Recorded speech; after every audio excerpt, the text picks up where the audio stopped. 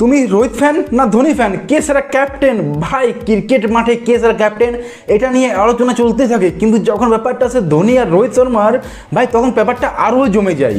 দুজনেই আমাদের ভারতীয় ক্রিকেটের সুপারস্টার ক্যাপ্টেন, যার ক্যাপ্টেন্সিতে আমরা অনেক বড় বড় ট্রফি জিতেছি, অনেক বড় বড় জয় পেয়েছি। এই ভিডিওতে আমরা ধোনি আর রোহিতের নিয়ে ডিটেলসে আলোচনা করব। রেকর্ড, ট্রফি, লিডারশিপ আর ম্যাচ রিডিং স্কিল সব কিছু হিসেব নিকেশ করে জানবো ক্যাপ্টেনের গোট কে। GOAT GOAT, greatest of all time K.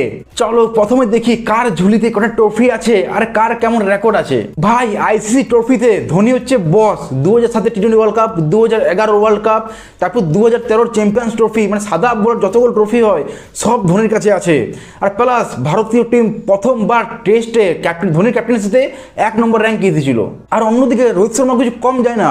T20 world cup 2024 plus champions trophy 2025, ওর কাছেও ICC ট্রফি ভরপুর আছে। ধোনির ICC ট্রফির সংখ্যা বেশি এবং তার ঐতিহাসিক জয়গুলো ভারতীয় ক্রিকেটের ধারা বদলে দিয়েছে। অন্যদিকে রোহিত শর্মাও রিসেন্টলি ICC ট্রফি জিতেছেন, যা তার ক্যাপ্টেন্সির একটা গুরুত্বপূর্ণ দিক। যদি IPL এর কথা বলি তাহলে ধোনির কাছে এখন 5টা ট্রফি আছে, যেটাও CSK জিতেছিল, প্লাস চ্যাম্পিয়ন্স লিগ টি20 মানে যে CL টি20টা হয় সেটা দুটো আছে ওর কাছে। আর অন্যদিকে রোহিত শর্মার যদি মুম্বাই ইন্ডিয়ান্সের কথা বলি তাহলে ওর কাছেও 5টা ট্রফি আছে, রোহিত শর্মার কাছে 5টা, প্লাস চ্যাম্পিয়ন্স লিগ টি20 মানে CL টি20 ওর কাছেও দুটো আছে। ধোনি যেখানে CSKকে একটা ফ্যামিলির মতো বানিয়ে তুলেছে, সেখানে রোহিত শর্মা তার মুম্বাই ইন্ডিয়ান্সকে একটা পাওয়ার হাউস বানিয়ে দিয়েছে। দুজনে IPL এ কেউ কারোর কাছে কম না ভাই।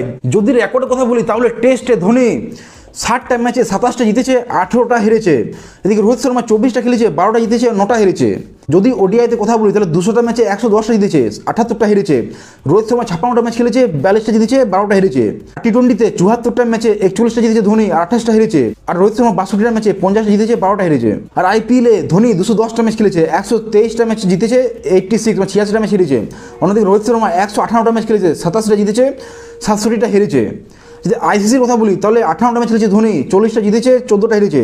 অন্যদিকে রোহিত শর্মা 29টা ম্যাচে 26টা জিতেছে, 3টা হেরেছে। ভাই ICC টুর্নামেন্টে জয়ের পার্সেন্টেজ দিক দিয়ে রোহিত শর্মা অনেকটা এগিয়ে আছে, কিন্তু মহেন্দ্র সিং ধোনি অনেক বেশি ম্যাচে ক্যাপ্টেন্সি করেছে।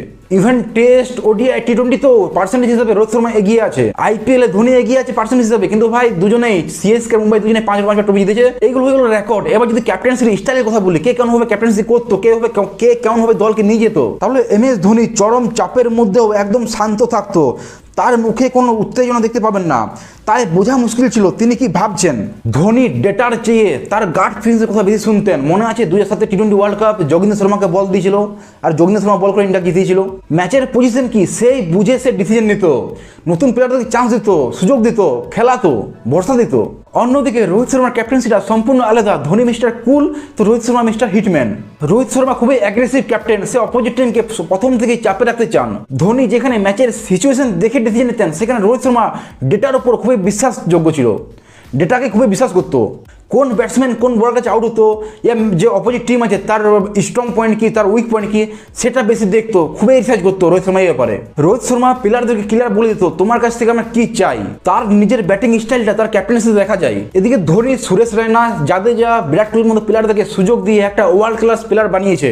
সিনিয়র জুনিয়র একটা দারুণ ব্যালেন্স রাখতো টিমে, আর সিনিয়র জুনিয়রকে খুব ভালোভাবে সামলাতেন। ড্রেসিং রুমটা খুব পজিটিভ রাখতেন ধোনি। এদিকে রোহিত শর্মা, হার্দিক পান্ডিয়া, বুমরার মতো প্লেয়ারকে একটা ওয়ার্ল্ড ক্লাস প্লেয়ার বানিয়েছে। রোহিতের ক্যাপ্টেন্সিতে প্লেয়াররা নির্ভয়ে খেলতে পারে। ধোনি বেশি টিম কম্বিনেশন চেঞ্জ করে না, কিন্তু অন্যদিকে আবার রোহিত শর্মা ও টিম কম্বিনেশন চেঞ্জ করতে ভয় পায় না। ধোনি, রোহিত শর্মা দুজনেই একে অপরের একদম অপোজিট, কিন্তু দুজনেই একটা ভালো কাজ করতেন, সেটা হচ্ছে প্লেয়ারদের সেরাটাও বের করে নিতে পারতেন দুজনেই। এবার দেখি তারা এখনো পর্যন্ত কি কি চ্যালেঞ্জ ফেস করেছেন তাদের ক্যাপ্টেন্সিতে।